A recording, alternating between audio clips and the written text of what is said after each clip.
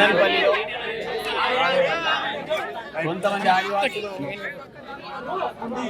వాగుకెళ్ళి చేపలు పడితే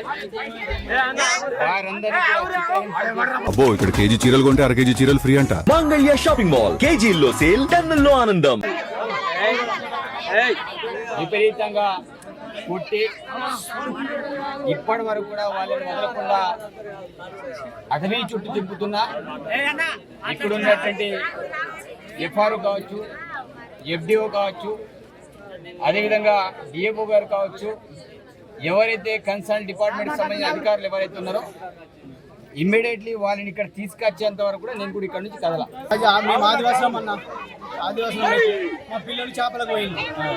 చేపలకు పోతే అది ఇదే ఫారెస్ట్ తీసుకుపోయి రేంజర్ లక్ష్మీనారాయణ తీసుకుపోయి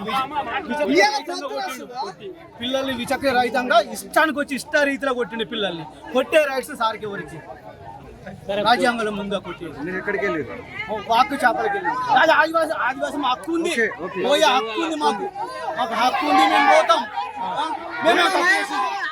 స్మగ్లింగ్ చేసినాం, మేము హంటింగ్ చేసినామా, మేమేం చేసినాం, మేము హంటింగ్ చేసినామా, స్మగ్లింగ్ చేసినామా. అది తప్పు చేస్తే నువ్వు తీసుకుపోయి కేసు పెట్టి లోపల అయ్యు. పిల్లల్ని కొట్టే రైట్స్ ఎవరు ఇచ్చింది?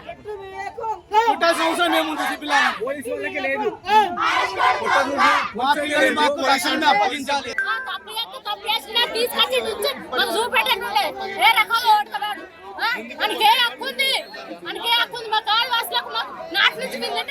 ఇప్పుడే కొత్త పిల్లలు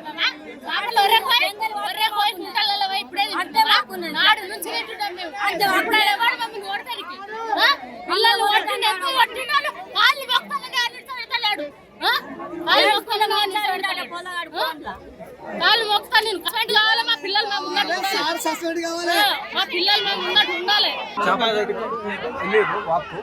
వాక్ వెళ్ళాక వాళ్ళు లాఠీతో చాట్ చేసినారు, ధ్వంసం చేసినారు, వాళ్ళు కొట్టినా కానీ వాళ్ళని తీసుకొని వెళ్ళిపోయినారు. వెళ్ళిపోయాక మరి మా పిల్లల్ని మాకు అప్పచెప్పాలి కదా, అప్పచెప్పలేదు.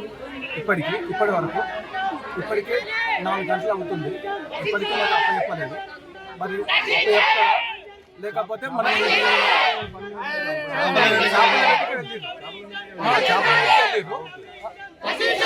మరి ఇప్పటికి మా పిల్లల్ని